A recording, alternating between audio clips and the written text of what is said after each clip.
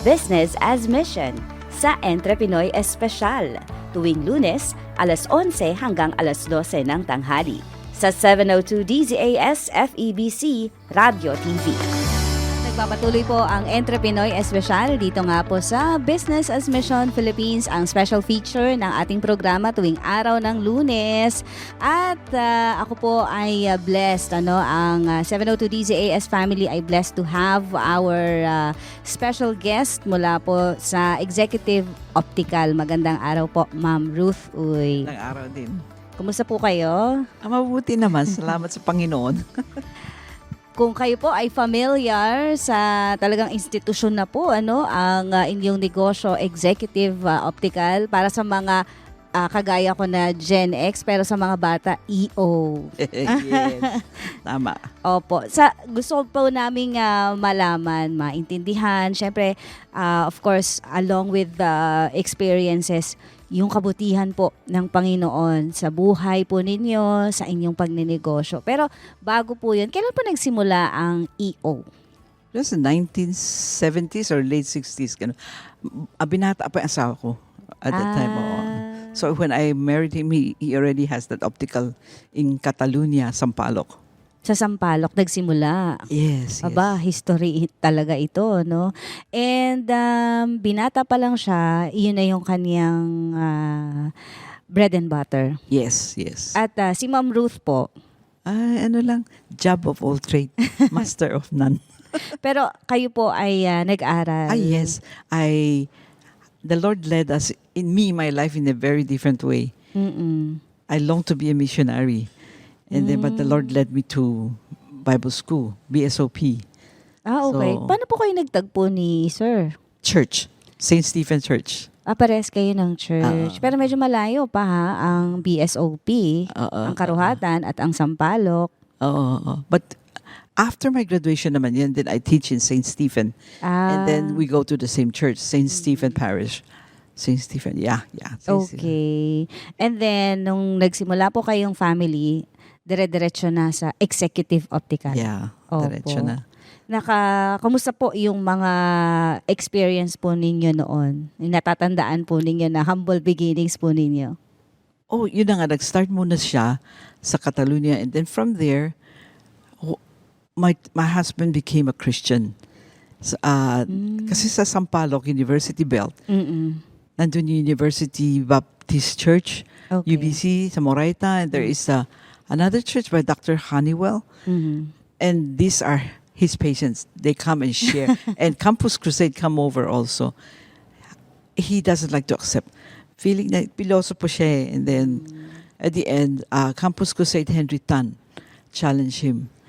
Doc, Max, hindi tayo magde-debate. He's a Malaysian. And I want you to pray tonight. You kneel down and talk to God. You believe Him or not, talk to God. And that is the start ng change ng pagiging to follow the Lord. Little by little. Tapos nag-start siya ng Bible study dun sa maliit niyang optical sa Catalonia with his only 3 staff. 3 staff. Si Sir yung sa salamin, tapos may gumagawa ng salamin. Nung nag-start siya lang. Tapos siya lang bumubuo ng lahat. Oo, medyo pakyaw system. But yet you have no choice kasi you're small. And hanggang then, sa nagkaroon ng nag-hire siya ng opto. Nag-hire siya ng receptionist isa. At saka isa pang opto and later. There. And then, but the Lord put in his heart the burden to share the gospel. Kasi he experienced it eh. There's a song, Down on My Knees. Siya ang naghanap nun, ni-share na din sa amin later. Down on my knees, I seek my Lord. So yun ang hard niya to share. As konti as ng staff namin, he start to share. But it doesn't mean na yung Christian walk namin is always maayos. And our spiritual life hindi always pataas. It's kagaya po ng nararanasan nating lahat. Kasi yung spiritual walk is a journey. Hindi naman po yan dire-diretsyong lakaran lang. Totoo. May mga bumps, may mga slopes.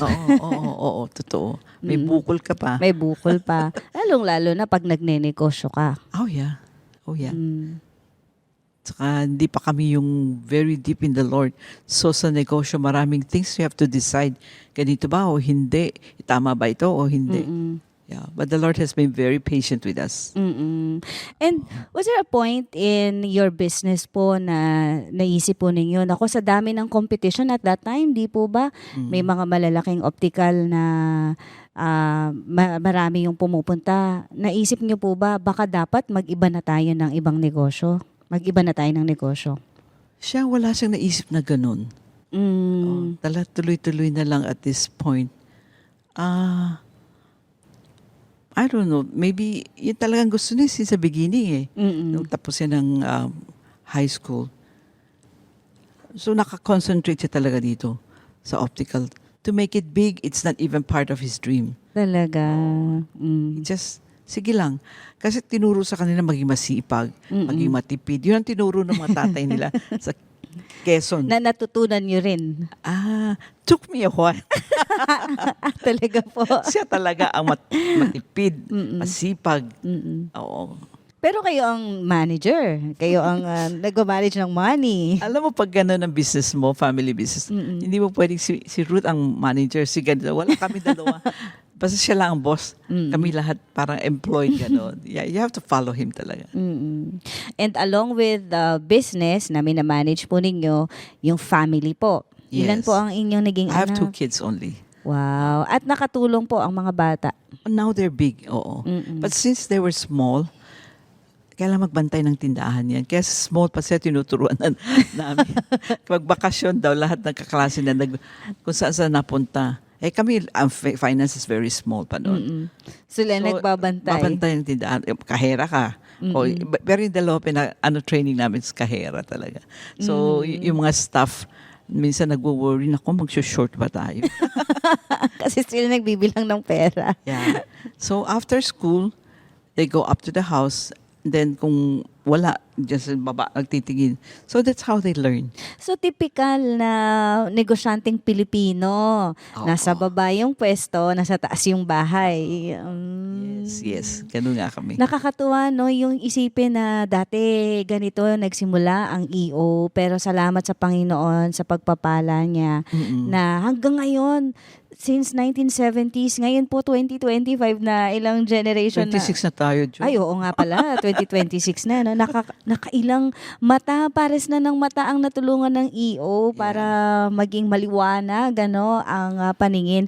Nakakatuwa din po doon kasi hindi lang lente na physical lens yung ino-offer ng EO dahil si Sir, ang inyo pong husband, ay nag-share din ng gospel.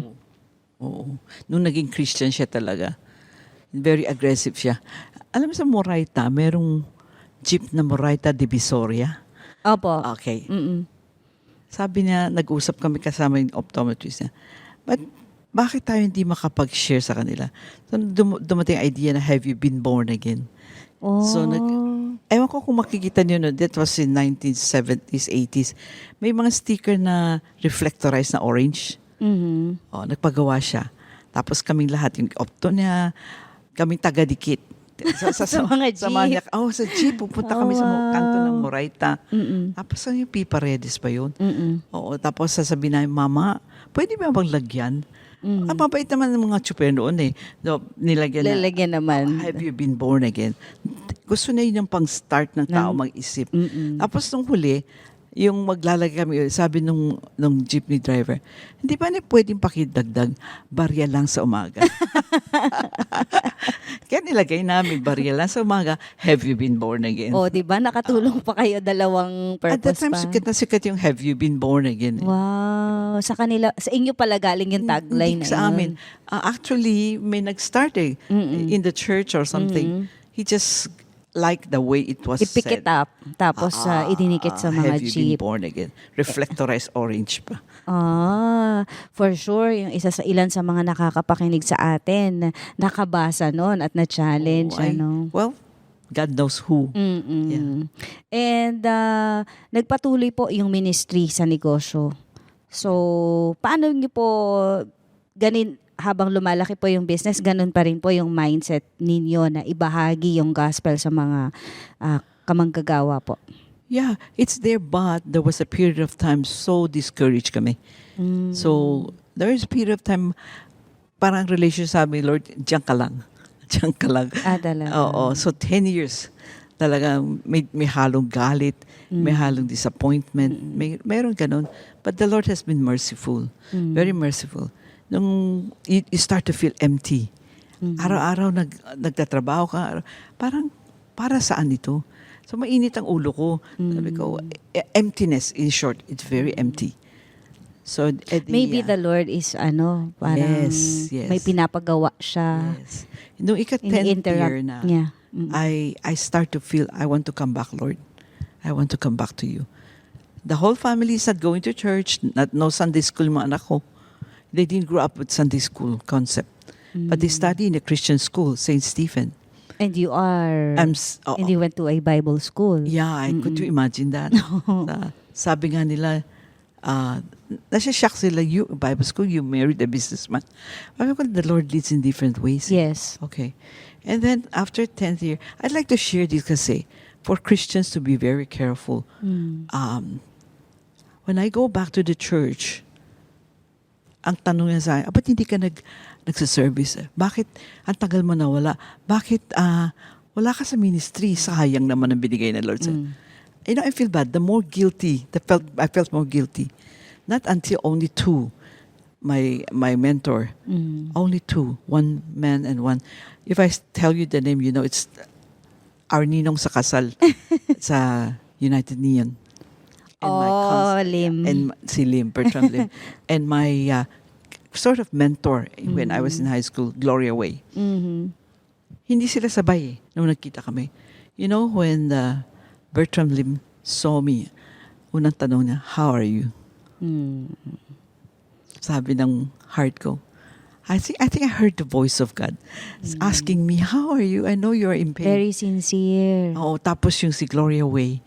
Ganun din, nung nagkita kami, she doesn't, sayang di ka nagmi-minister, wala kang ministry, walang pagsisisi. Yung, ba tawag sa Tagalog, yung hindi ka ganyan. Yung sinusumbatan. Nagsusumbatan, Oo. tama.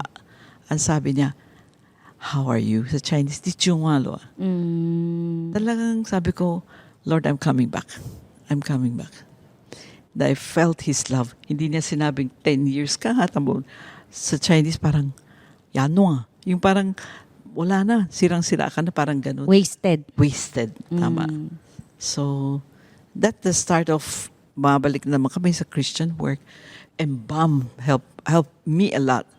3 years ago. Doon yung 4Ps nila. Hindi namin maayos yun. Nasa mind namin, the 4Ps. Ano nga po ba yung 4Ps? Unang-una is profit. Second is purpose. Third is people. The fourth is planet. Planet, di ba? Planet. Pero it's good for us to know. The first is profit. Hypocrite ka ang sabihin mo, hindi importante ang kumita ka. That would be very hypocrite to say. Business is existing for profit. Now, Main. yeah, hindi ka pwede mag-business kung nalulugi ka. Ang dami kawawa sa staff mo, mawawalan trabaho. Second is purpose. Why are you making this business Money. profit? Making money. For what purpose? Yun ang magandang pinasok din ni ng BAM. It's for the Lord. Saka yung Bible verse na talagang tanim sa utak ko. Everything is from God, through God, and for God alone. Yun ang gusto kong parating inuulit-ulit. We are just existing because God allowed it. And then, it is for His glory. Huwag mong aangkinin yung hindi iyo. Parang, admit mo, kung hindi sa Panginoon, wala. I remember the story. Bertram Lim and my husband, they were talking. From Catalonia, lumipat kami sa Lepanto. Another, Sampaloc Another ulit. story. Yeah. There was a time, yung warehouse namin, isang ganung kwarto lang kalaki. Tambakan na yan. And they were talking with Mr. Lim. And he said, lahat yan, pinaghirapan ko. Ako, nag-isip niyan lahat. Totoo, masipag yung asawa ko. Kaya nga, laking matipid, masipag, talagang very... And then Mr. Bertram Lim said to him, Max, can you remember the story of the rich man in the Bible? Sabi niya sa sarili na, Akin lahat to. baga ako ng warehouse, ganito. And then, what happened to him? He died. Sabi na, I can resign, di ba? And God talked to him that night. You fool. Ang tawag sa kanya, hindi, oy, Mr. Mayaman. Sabi niya, Naging paano full ba pa siya sa Tagalog dami. yung fool? Okay na po yun. Sabi niya, you fool, I'm going to take your life tonight. Di wala. So, nung sinare ni Mr. Bertram Lim yun, sa husband ko, nagising siya. Pero hindi pa rin fully awake. Pero at least, Konti lang. pumasok sa isip niya, oo nga eh. Na-enlighten Kung siya. hindi ako ina ng Panginoon, buti hindi siya kinuha kaagad. Kinontinue. It's still the Lord's grace. So that started something. Ano ba ginawa ni Panginoon? Konti-konti dinidiligan kami ng mga ideas, mga truth. Amen. So the purpose, the second is, you profit your business is for the Lord. Because everything comes from Him. You have to be humble enough to accept it's from Him. Mas kaya sabihin ng tao, if may plan kami, kung hindi i-bless ni God, Baliwala. ang isip namin noon, di, maging matyaga tayo, mag-isip tayo. Parang yung promo na buy one, take one. Nauso yun eh. So, sabi nung husband ko, tara, gawa natin buy one, take one. Hanggang huli, marami na buy one, take one. Nagba-buy Sabi one, na, take yung one. tuk ko man yung ulo ko sa dingding, wala na akong maisip. So, we come back to the Lord. Yeah. And then the third one, the profit, purpose, people. People. I remember when we were in deep trouble, buisit na buisit, galit na kami. And there, my mentor, Gloria Wei, shared a story of a Taiwanese Taipan. They were so big company. And then, may nag-ano sa kanya, inano siya na falsely accused. Nung nagbukas din siya sa States, nung nag-migrate pala siya sa State o nag-expand ang business niya, doon siya na falsely accused. And the children are very, very angry and very sad. Sabi dun sa tatay, Dad, let's close down. Sara na natin yung business. Total, we live a simple life. Mga Taipan yun we live a very simple life. We can manage. Close it down para wala tayong problema. You know what the father said? Kaya that's the thing I shared to my husband too. Alam mo, sabi niya, we do business, yes. And we make sure that our employees can buy food on their table and their children can go to school. Nung ni-share yun, sinabi ko sa husband ko, Max, may another aspect pala ng business natin na we should remember our people. We are not perfect employers. Totoo lang. Pero, nobody's perfect naman nobody's po. perfect. Thank you. Tayo po lahat perfect po. Ay, imperfect po tayo. So, doon kami medyo nag-shift. Another shift na thinking. Talagang slowly the Lord is shaping the business. Konti-konti. Tapos, alam niya kasi hindi natin kaya. Pag biglang, bang, Buhos, baka ma-overwhelm tayo, umayaw na. pag nag-exam tayo, pag nag-review tayo, okay, 10 chapters, ilan lang natatandaan mo? Baka yung gitna lang ng chapter 1, wala At saka na. sa exams po, madali muna eh. Madali muna, pahirap ng pahirap. Di ba? Tama. Talking about people po, isa sa mga naging malaking challenge nitong siglo na to, ay yung pandemic. Right. Kamusta po yung pag-alaga po ninyo sa people? Tama. Pinag-usapan namin pamilya ito. Kasi hindi natin alam kung kailan tatapos yan. Grabe yun, no? Tapos, siyempre, ang tao natin, sweldo. Hindi pwedeng everyday, pasok nila according to our government.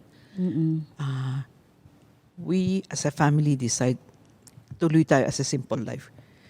Simple life and make sure magbilang tayo. Kaya ba natin sweldo ng tao natin hanggang December? Kung talagang wala, we close, di ba? Ma'am Ruth, natakot po kayo during that time? Oo. Kasi you don't know eh. You don't know. Tsaka kung matatamaan ka ba, ikaw ba magkakasakit? Opo, Di ba? yun pa. There's fear. But at the bottom of it, you say, thy will be done. The Lord knows best. We don't know. You cannot just every day nagising, magwo-worry ka na magwo-worry. That's not how God wants you to be. Di ba? Alam niyo po sa countenance niyo, sa face po niyo, parang wala kayong worries in life. Then you don't know me. Napaka-charming po ng face po ninyo. God change it. Pero going back po, no, dun sa, sabi niyo, pinag-usapan niyo, family, kaya ba natin? Hanggang December lang, di ba? That was 2020. Humaba yung pandemic eh. So, paano po ninyo na-stretch? The Lord did His own ways. Yung at least may income pa kami pumapasok, mga income. Kasi may provincial naman kami eh. So, tipid at saka yung pag-scheduling. So, bawas yung gastos. And then, that's it. The Lord just bring us through. Hindi lang happy days. Medyo tight talaga at that Yeah, time. tight. And praise God, naitawid. Oo. It's still God. Amen. And yun po, isa pa, yung planet. Oh, planet. Sabi, kasi mga businessman tayo, usually mga wastes. Yung mga waste ng ating tindahan, ng ating Kayo, factory. manufacturing Hindi kayo. naman. Hindi masyado. Hindi kami gumawa. But, siyempre, pag magka-cut ka ng lens, yung mga tingi-tingi dyan, tapon yun eh.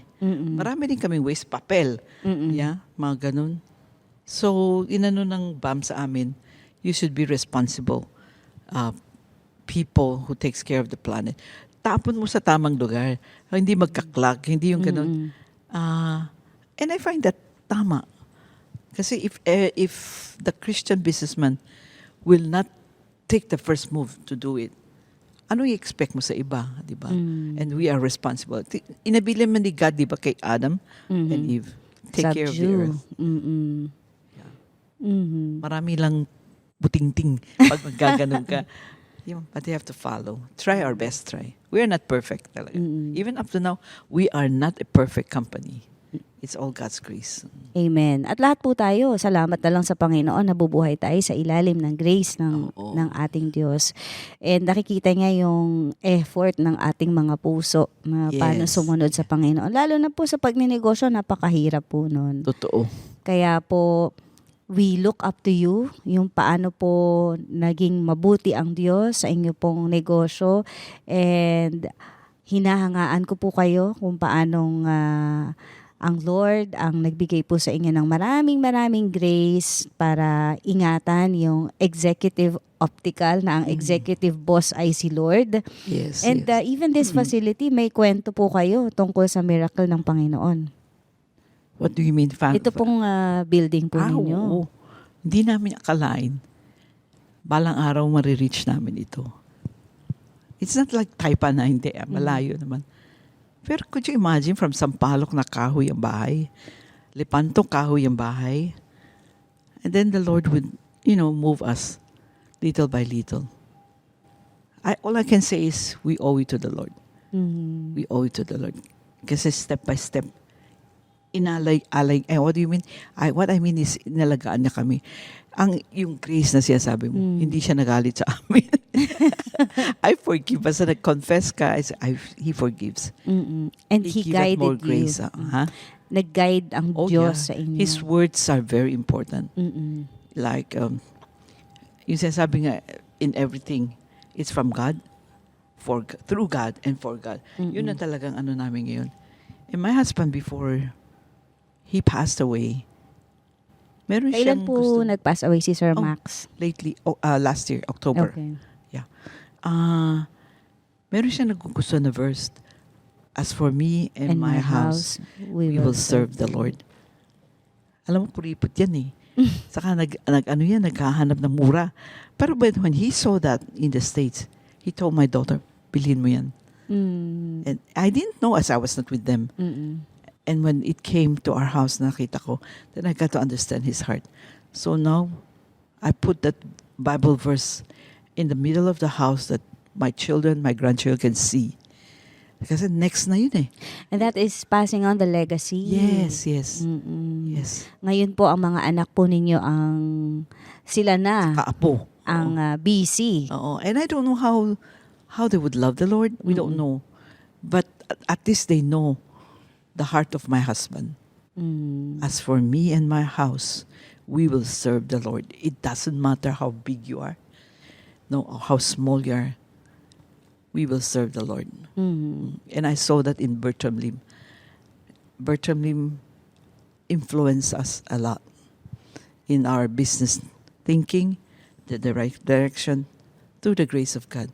Kasi matigas ang ulo namin kung hindi, if God didn't send Bertram Lim to our life, kaya I owe it to the Lord. Yeah, Ano po ang pangarap po ninyo, panalangin ng puso ninyo? yun na lang, that as for me and my house, we will serve the Lord. That my grandchildren can grow up knowing we owe everything to God.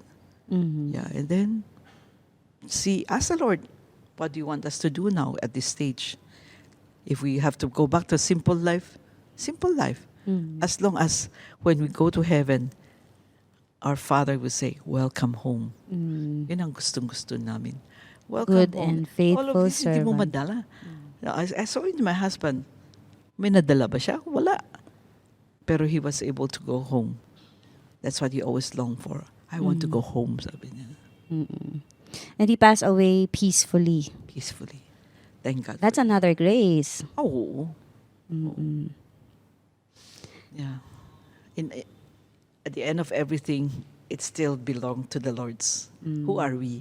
Parang, yun na nga, sabi ng BAM, stewards ka lang eh. Hindi, wag naman na lang. Importante naman. Steward ka. Oo, Steward ka. Steward ka. Wala na. Yun lang may inabilin siyang, yung iba with 1,000 talents, yung isa, what is that, 2,000, yung isa 5,000.